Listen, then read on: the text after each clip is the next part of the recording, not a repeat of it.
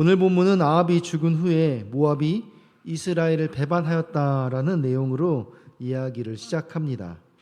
이는 아하시아가 북이스라엘을 다스릴 당시에 이 정세가 얼마나 연약하고 그 기반이 약했는지를 보여줍니다. 아하시아 왕은 아합의 아들로서 북이스라엘의 8대 왕으로 2년간 북이스라엘을 다스렸습니다. 또 이 모압이란 나라는 다윗 왕 때부터 이스라엘의 속국이었던 나라입니다. 그 뒤로부터 이스라엘이 남북으로 분열되었는데 그리고 나서도 이 모압은 계속해서 북이스라엘의 지배를 받았습니다. 그런데 북이스라엘에서 최고의 전성기를 누렸던 그 오므리 왕조, 이 오므리 왕조가 아합 왕을 끝으로 아람 왕 벳하단에게 패하면서 막을 내리게 된 거죠. 그러면서 이 북이스라엘의 세력이 급격히 약화되니까 그 틈을 타서 북이스라엘의 속국이었던 이 모압이 배반하고 독립을 선언한 것입니다. 그러면 이 아합의 아들 아하시아가 빨리 군사를 일으켜서 모압을 진압하고 다시 이 북이스라엘의 권위를 되찾아야 하는데 때마침 이 아하시아가 왕이 되었을 때 이 옥상 난간을 거닐다가 떨어지면서 병을 얻게 되어 이 모압의 반란을 진압할 수 없는 상황이 되어버린 것입니다. 사실 이 모든 과정에서는 하나님의 섭리가 있었습니다.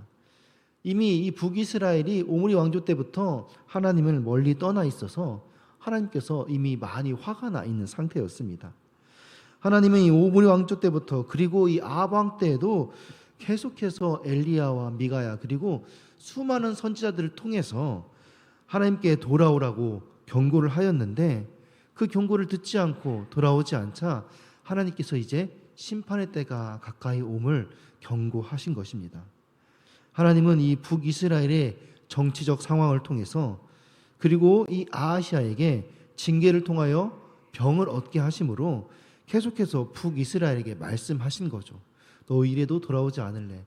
지금 네가 왜 병을 얻었는지, 왜 모압이 이때 반란을 했고 이 북이스라엘이 약해졌음에도 불구하고 이 조그마한 나라 하나를 어떻게 하지 못해서 쩔쩔매고 있는지 아직도 네가 깨닫지 못하느냐 하고 하나님께서 수없이 말씀하셨다라는 거죠.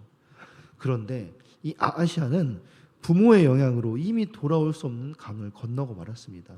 바로 그 전 부모 할아버지 때부터 계속해서 우상을 섬기다 보니까 이미 하나님의 존재 자체를 망각해 버린 것입니다. 사실 이스라엘 나라가 어떤 신을 섬기는 나라입니까?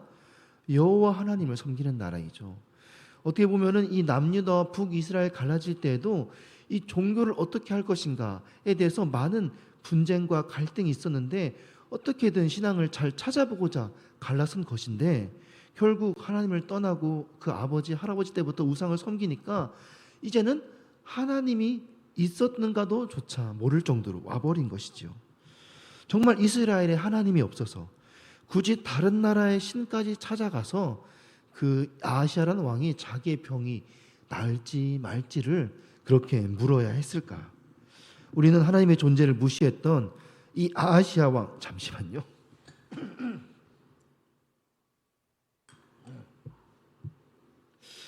여러분 많이 기도해 주세요. 요즘 그 감기가 유행이죠. 주변에도 독감 걸리신 분들이 많은데 좀 지금 좋아지고 있습니다. 네, 주일이면은 더 좋아질 것입니다. 네, 기도해 주시기 바랍니다. 오늘 이 본문 말씀을 통해서 하나님의 존재를 무시했던 아하시아 왕의 최후를 살펴보면서 우리에게 주는 교훈은 무엇인지 그것을 깨닫고 스스로 돌아볼 수 있는 귀한 시간 되기를 소망합니다. 첫 번째로 오늘 이 본문을 통해서 우리에게 주고자 하는 메시지는 하나님을 배신한 자는 하나님께 배신을 당한다라는 것입니다. 하나님이 우리를 배신한다? 하나님은 우리를 끝까지 포기하지 않으시는 분인데 때로는 우리가 믿던 그 하나님, 근데 우리가 하나님을 먼저 배신하고 져버리면 하나님도 그냥 계시는 분은 아니다라는 것입니다. 열왕기하 3장 4절 같이 읽겠습니다. 모압 왕 메사는 양을 치는 자라 새끼양 10만 마리의 털과 순양 10만 마리의 털을 이스라엘 왕에게 바치더니. 아멘. 지금 이 모압의 상태를 말해주는 건데 본래 이 모압은 오늘 읽었던 말씀처럼 북이스라엘의 새끼양 털 10만 마리 분과 수양의 털 10만 마리 분을 조공으로 바치던 그런 나라였습니다. 그런데 오늘 본문 1절을 보면은 뭐라고 나와 있습니까? 이스라엘을 배신했다라고 말하고 있어요. 그것은 뭐냐? 지금까지 종을 바쳤던 것들을 이제 함부로 말도 없이 그냥 끊어버린 거예요. 내가 왜 너한테 종을 바쳐? 너 힘 없잖아. 나 어떻게 함부로 할 수 있겠어? 라고 지금 개기는 거죠. 모압의 배신은 모압에게 있어서 자기들의 주권을 찾는 어찌 보면 되게 당연한 거예요. 독립운동을 한 거잖아요. 그런데 이게 북이스라엘 입장에서 보면은 굉장히 또 큰 고통인 것입니다. 왜냐하면 이 모압의 배신이라는 것이 곧 북이스라엘의 국력이 얼마나 약해졌는가를 보여주는 것이죠. 또 이 한 나라가 그렇게 속국이었던 나라가 배신하면은 다른 나라 가만히 있겠습니까? 아, 이 나라 지금 점점 힘이 약해지고 있구나라고 깔보면서 언제든 공격해 올 수 있는 그런 방어막이 약해진 것과도 다름없는 것입니다. 심지어 이 아시아의 병으로 인해서 이것을 즉각 대처도 못하고 있는 상황입니다. 이 얼마나 북이스라엘 상황이 무기력한 상황입니까? 이렇듯 나라 간의 이 배신은 어찌 보면 큰 재앙 중에 하나입니다. 더불어 이웃에게 당하는 배신, 또 사람 사이에 생기는 배신, 이것 또한 우리에게 마음을 굉장히 아프게 하죠. 여러분, 우리가 사람과 관계에서 한두 가지씩은 상처들이 다 있지요. 배신, 사기, 폭력, 독재, 질투, 모함, 다 사람 사이에 생기는 관계의 문제들인데, 때로는 이 관계의 문제들이 어떤 큰 나라의 위기 또는 재난이나 사고보다도 우리에게 더 크고 아픈 상처를 줄 때가 있습니다. 왜냐하면 이런 가까운 관계의 문제는 가까운 사람일수록 더 자주 발생하고 또 더 깊게 상처가 나기 때문입니다. 별로 친하지 않으면 사실 오히려 상처가 그렇게 크지 않죠. 특히 부부 사이에 서로 오가는 사소한 말다툼, 이런 관계의 상처가 생각보다 크게 남을 때가 많이 있습니다. 그래서 나온 말인지 어떤 통계에서는 이 남자들은 아내 잔소리로 받는 스트레스의 치수가 전쟁에서 총알이 날라 들어올 때 그 스트레스 치수와 같다라는 통계학적 근거가 있습니다. 그래서인지 저는 가끔 이 관계의 문제가 잘 풀리지 않을 때 차라리 큰 사고가 좀 났으면 좋겠다라는 생각을 가끔 해요. 실제로 그런 건 아닌데, 왜냐하면 큰 문제가 생기면 그 문제를 해결하기 위해서 가까운 사람들끼리 더 단합하고 힘을 합치느라 오래 관계의 문제는 작은 것으로 여기고 쉽게 잊어버릴 수 있기 때문입니다. 이처럼 관계의 상처, 배신이라는 것은 사람뿐만 아니라 나라의 관계 안에서도 정말 정신적으로, 물질적으로 큰 피해를 주는 것입니다. 그런데 이런 배신의 아픔을 우리 주님께서도 겪으셨습니다. 십자가에 달리셨을 때 제자였던 가룟 유다의 배신, 또 종교 지도자들과 백성들의 배신, 그리고 예수님이 무죄인 줄 알면서도 십자가형을 선언했던 총독 빌라도의 배신, 이렇게 배신은 그 일을 당한 사람에게 치명적인 악영향을 미칠 수 있습니다. 그런데 중요한 사실은 하나님을 배신한 사람, 하나님을 저버린 사람은 하나님도 그 사람을 배신할 수 있다는 것입니다. 오늘 본문의 북이스라엘과 아시아는 하나님을 배신하고 우상을 숭배하는 일로 행하다가 모압으로부터 배신을 당하지요. 하나님을 배신한 사람은 자신도 하나님께 배신당할 수 있다.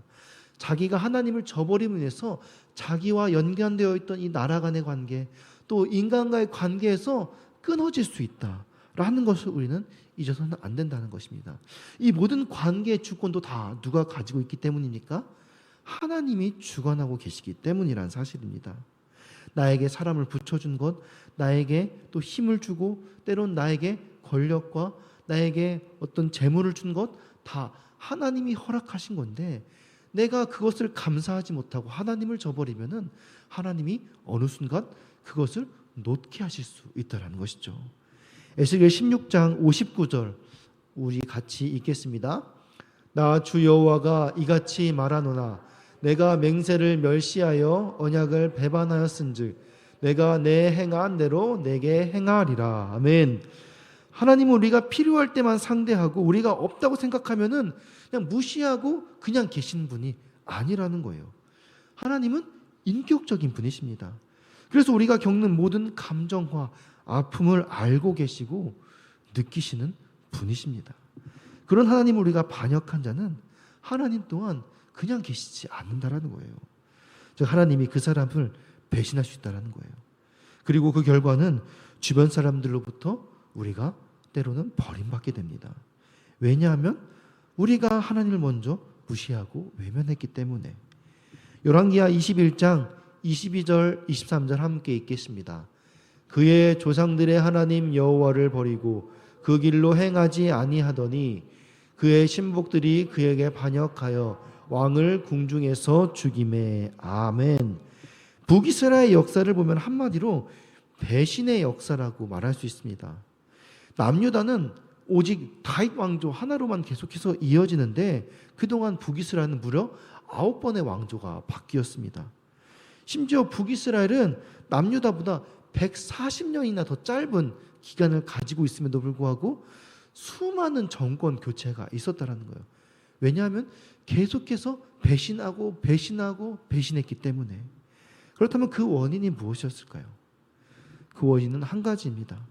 북이스라엘 왕들이 하나님을 먼저 배신하고 각종 우상을 섬겼기 때문입니다.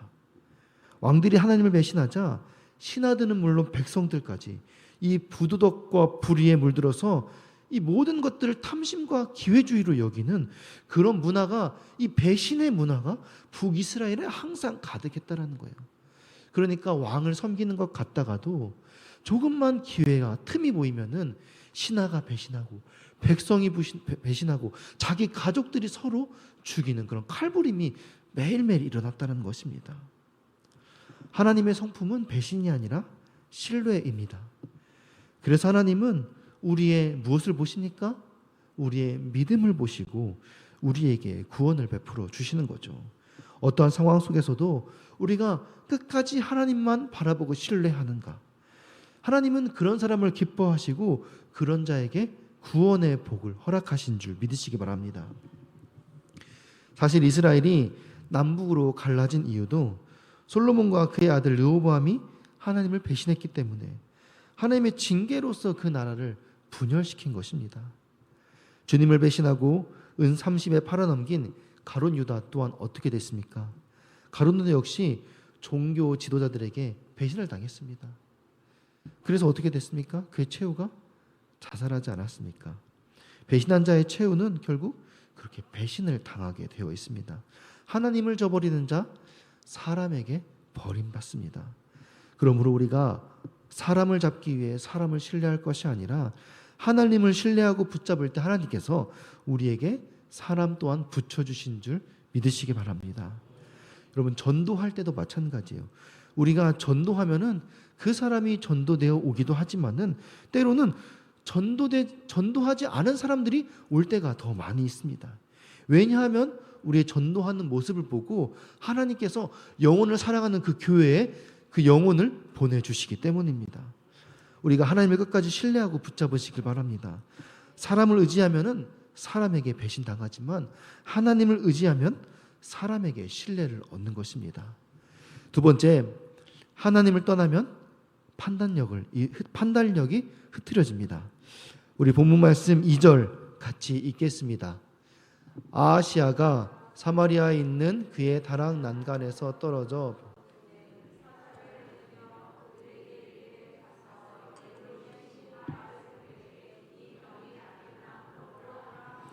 아멘. 오늘 본문 2절 후반절을 보면은 다락 난간에서 떨어져 중상을 입은 아하시아는 자신의 병이 나을지를 묻기 위해서 에그론에 있는 바알세부에게 사신들을 보냅니다. 우린 여기서 이 아하시아가 얼마나 다급했는가를 짐작해 볼 수 있습니다. 분명 많은 신학자들은 아하시아가 그 당시의 의술로는 치료할 수 없는 병에 걸렸을 것이다 라고 추측합니다. 왜 아니면은 굳이 에그론에게까지 가가지고 그 병이 나을지 말지를 물었겠습니까? 그 나라에서 어떻게 치료할 수 없는 병이기 때문에 다급하게 사신을 보낸 것이죠. 그런데 중요한 것은 아하시아가 자신의 병에 대해서 물으려고 했던 이 에그론의 신이 무엇이냐는 거예요. 바알세봅이었어요. 바알세봅은 이 주를 뜻하는 바알과 파리를 뜻하는 세봅이 합쳐진 말입니다. 이 프랑스에 있는 파리가 아니라 우리가 알고 있는 곤충 파리요. 네. 그러니까 이 바알세봅이라는 건 뭐예요? 파리의 주, 파리의 신이라는 거예요. 지금 아하시아가 에그론에 있는 파리의 신에게 자기의 병이 나을지를 묻고 있는 것입니다. 그 당시 바알세부 우상이 얼마나 컸는 것인지는 알 수 없습니다. 그러나 이 우상의 크기와 관계없이 우리가 아는 파리는 어떤 겁니까? 곤충 중에도 아주 지극히 약하고 힘이 없고 작은 것에 속합니다. 심지어 파리는 우리에게 해만 끼치는 해충이에요. 더러운 곳에 항상 있고, 파리가 뭘 먹고 살아요? 정확한지 모르겠지만은 제가 알기로는 그걸 X를 먹고 산다고 알고 있어요. 그래서 파리를 흔히 뭐라고 말해요? 똥파리라고 하죠. 파리가 날개가 있어 날아다닌다고는 하지만은 사람들이 잡으려고만 하면 금방 쉽게 잡히는 것이 파리입니다. 저는 파리하면 아직도 이 아프리카에 있는 파리들이 생각납니다. 제가 아프리카 케냐에 한 달 정도 단기 선교 간 적이 있었는데, 이 아프리카 사람들은 우리도 잘 알다시피 기본적으로 위생이라는 개념이 없습니다. 물이 귀하기 때문에 흙탕물에 있는 것들을 그냥 간단하게 정수해서도 그걸 마셔요. 그 물조차 없어서 죽어가는 사람들이 대다수거든요. 그래서 그곳에서는 또 사람들이 항상 힘이 없고 무기력하기 때문에 파리가 붙어도 파리를 쫓지 않아요. 파리가 계속 붙어요. 그리고 상처가 나면은 그 상처에 파리들이 엄청 붙어요. 근데 쫓지 않아요. 그러니까 이 파리들의 습성이 어떠냐면은, 파리들이 직접 몸에 닿지 않는 이상 절대 도망가잖아요. 파리가 있는데 우리는 보통 잡으려고 손만 가까이 대면 바로 도망가잖아요. 근데 가까이 대도 안 도망가요. 툭 쳐야 얘가 정신 차리고 이제 날아갔다가 거기서 막 날기 시작하는 거예요. 그런 광경이 펼쳐지는 곳에서 한 달을 사는데, 이 선교사님 집에서 사는데, 선교사님 집에서 지켜야 할 룰이 하나 있는데, 그게 뭐냐면은 절대로 바람 부는 쪽으로 음식물을 버리지 말라는 거예요. 왜냐하면 바람 부는 쪽으로 음식물 불면은 바람 타고 파리들이 집안에 가득 차기 때문이에요. 한번 제가 실수로 이제 바람 부는 쪽이 어딘지 잘 몰라가지고 그쪽에 음식물 버렸는데, 잠깐 밖에 나갔더니 막 집에 파리가 가득한 거예요.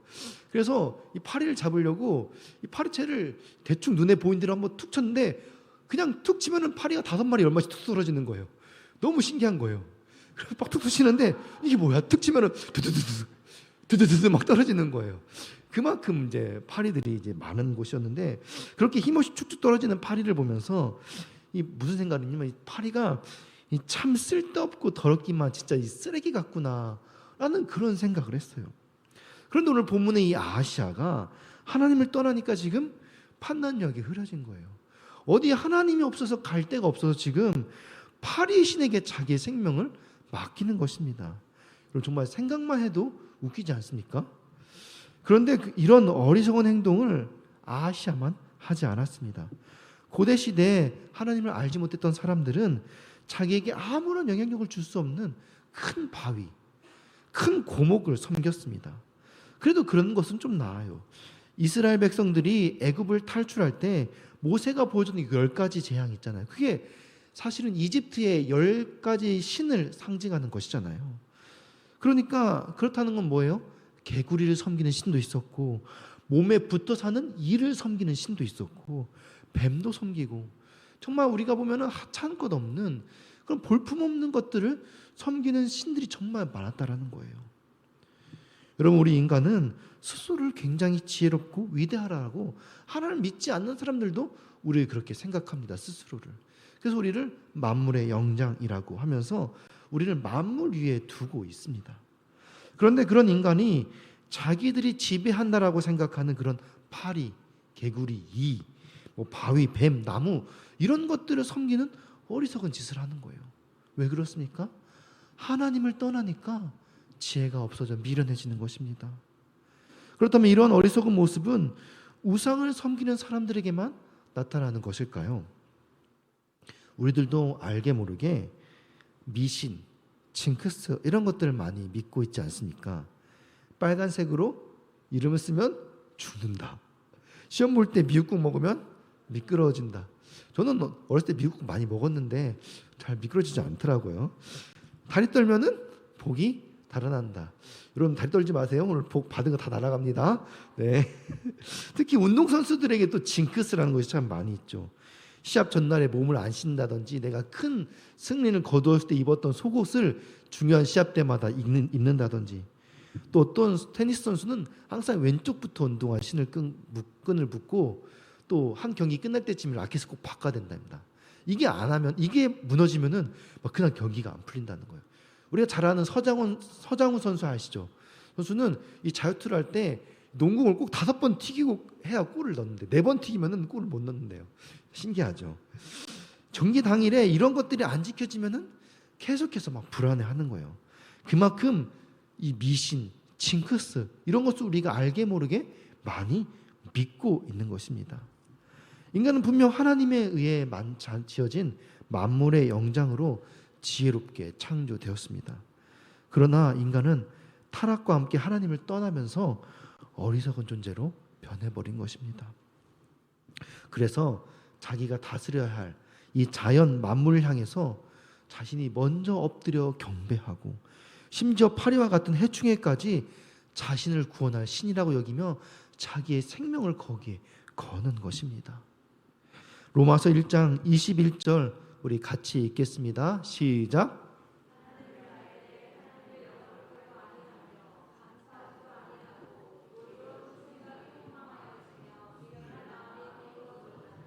아멘.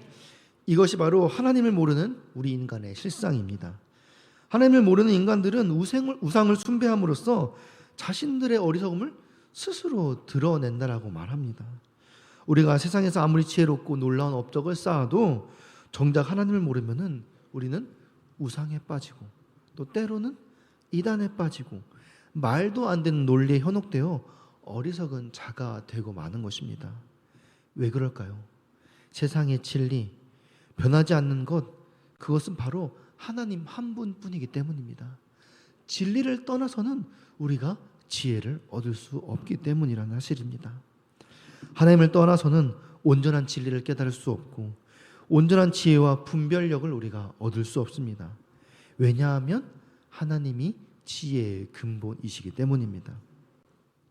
세 번째는 오늘 이 사건을 통해서 우리에게 주는 교훈은 바로 하나님은 끊임없이 우리에게 회개의 기회를 주신다는 사실입니다. 오늘 본문 6절은 아하시아가 보낸 사자들이 되돌아와 아하시아에게 엘리야가 전한 하나님의 심판 메시지를 전하는 내용입니다. 우리 6절 말씀 같이 읽겠습니다. 그들이 말하되 한 사람이 올라와서 우리를 만나 이르되 너희는 너희를